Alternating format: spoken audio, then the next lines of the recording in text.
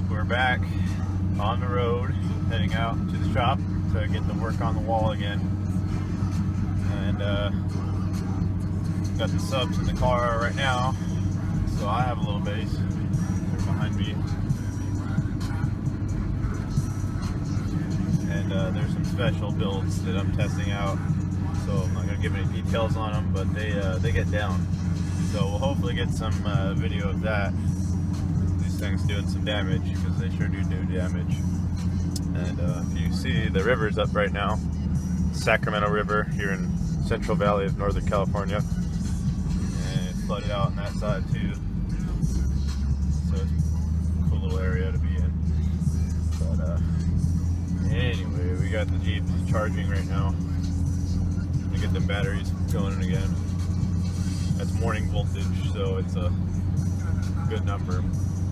So it goes back down. But I'm looking at getting an alternator put on this here pretty quick, a 300 amp Ohio generators alternator, and voltage adjustment and all that good stuff. I'll have an external regulator. So hopefully I can get that before Turlock. If you guys don't know about the Turlock show, that's going to be huge. It's probably going to be the biggest show in California this year. So figure out the details on that one. You can go on Term Pro and look up the event calendars for Turlock, California. It's a 3X show. Definitely worth going to.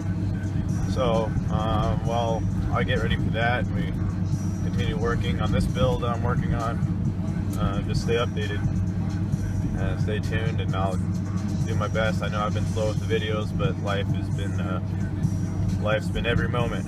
So anyway, guys, we'll check in when something fun happens, and then go from there. So enjoy the rest of the video. I always have a hard time explaining how I do this with the sheet metal seal. But essentially what I do is I decide I want to build my wall to the B-pillar. So I need to seal off at the B-pillar. So as you can see, I silicone and then I screw the shit out of all these sheets all to the B-pillar, all the way down. I just layer sheets, and so they flop out into the wide open down, you know. And in my car, this beam was right here. So all I did is I folded these back and stuck them to the back side of this beam. And that just makes a nice airtight seal once you get silicone, sound deadener, and foam. In this car, the B-pillar is farther forward than the wall is going to be, so I just built up. I'm going to screw these to the back of these. As you can see, come around to the back, they just kind of flop over this, and I just make another bead of silicone, screw them down, and that makes an airtight seal. As you can see, there's not going to be any way for air to get through this gasket. And then what I also did was I just finished up this side.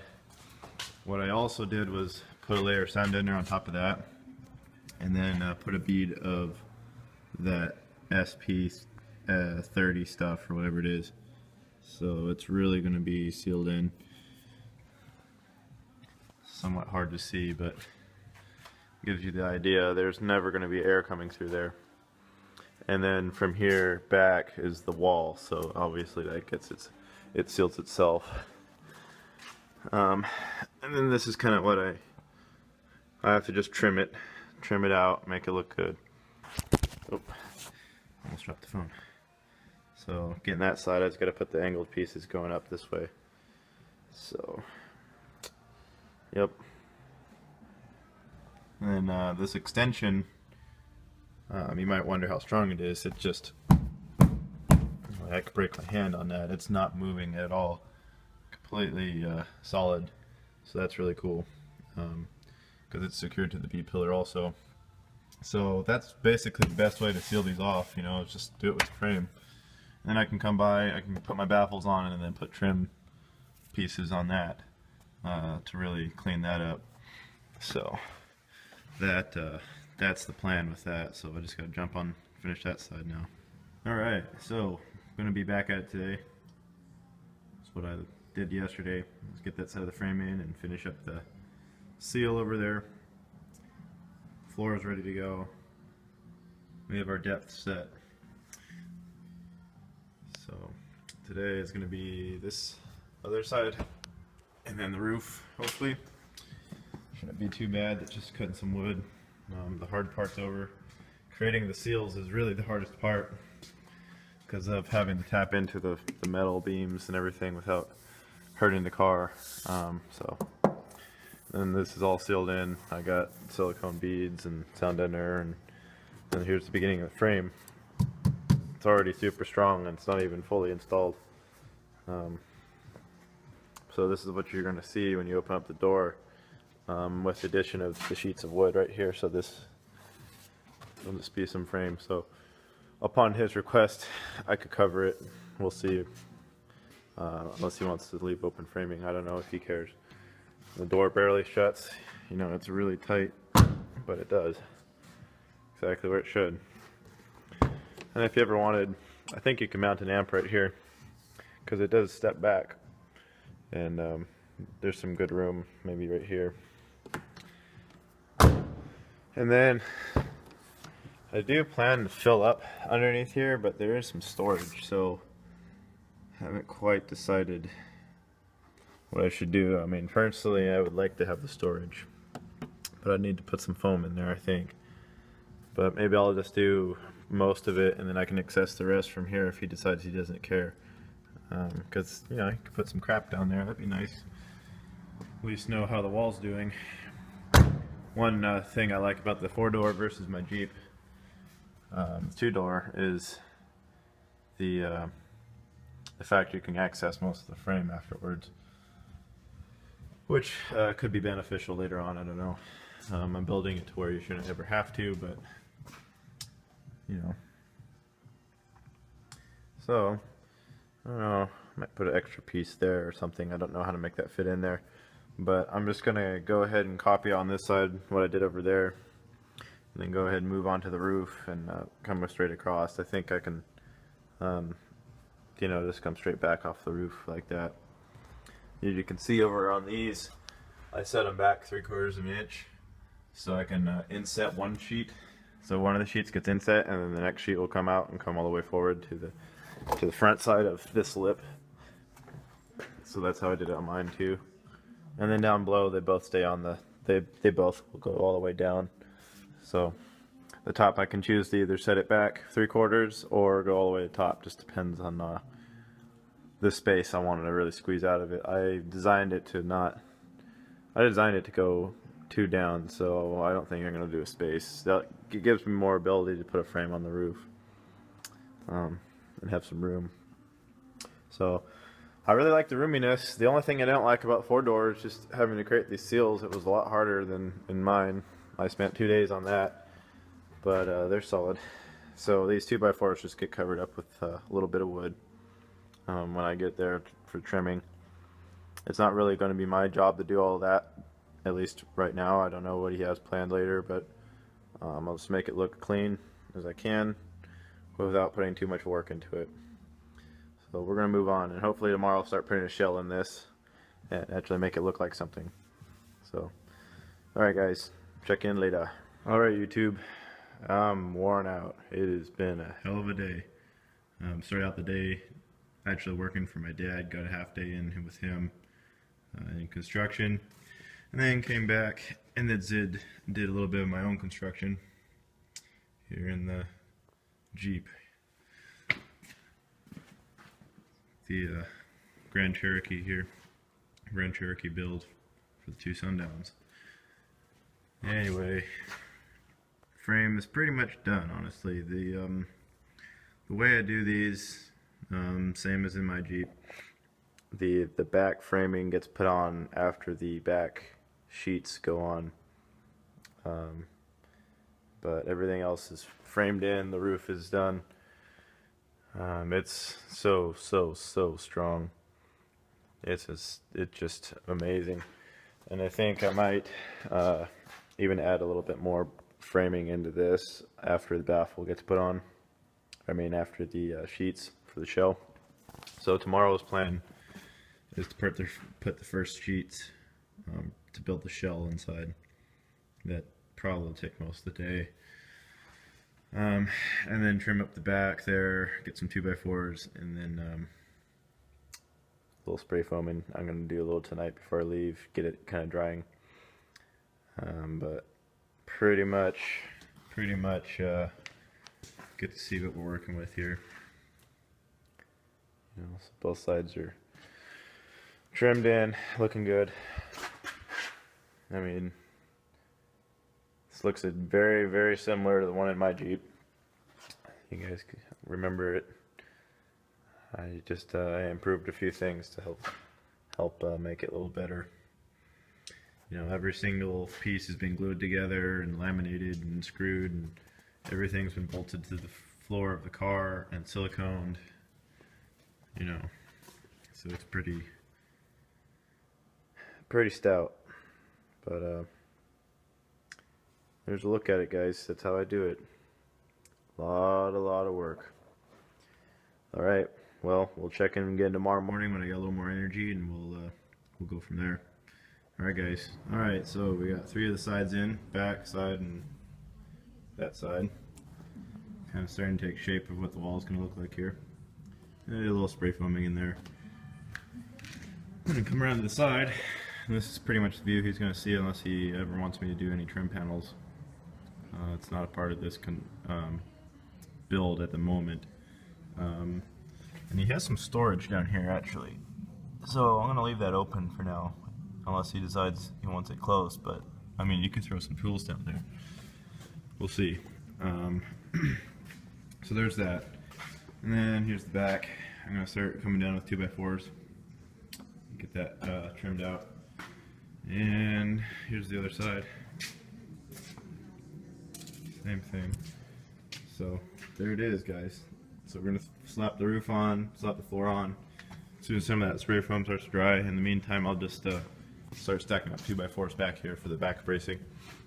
And then we'll go from there. So anyway, it's looking good. Alright YouTube, today we're going to get the second layer put in. Finally get this thing closer to being done. You can see I got first layer. The back wall is actually the second layer already. I did that so I could attach the 2x4 braces for the back and have some meat to screw them into, so I'll make sure they bite really good. And they're all glued on, everything's glued together, everything in this whole car. But so there's this shell, first layer. So I'll go around and do second layer.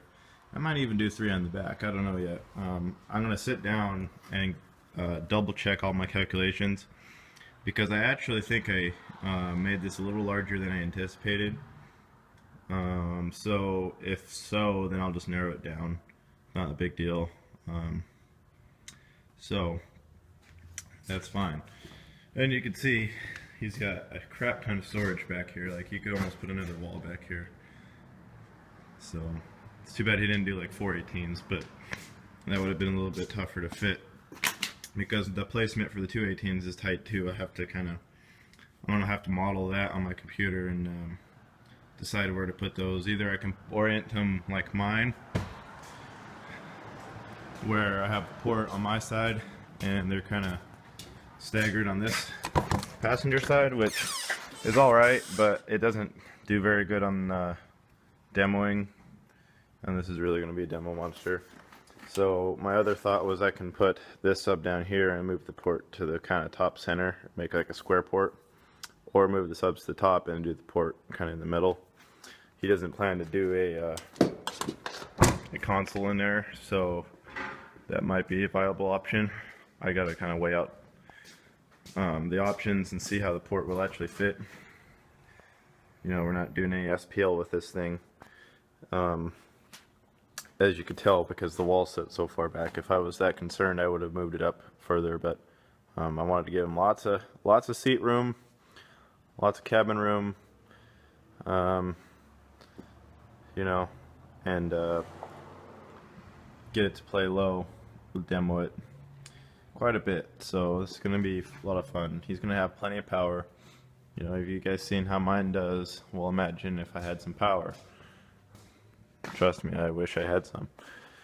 As for sealing to the back, as you can see, again with my Jeep and this one, no light comes through. No light. I don't have any foam in there, I don't have any, it's just straight up my seal the way I built it. That's how it's supposed to be done in my book. And still got a little storage down here, kind of filled with foam.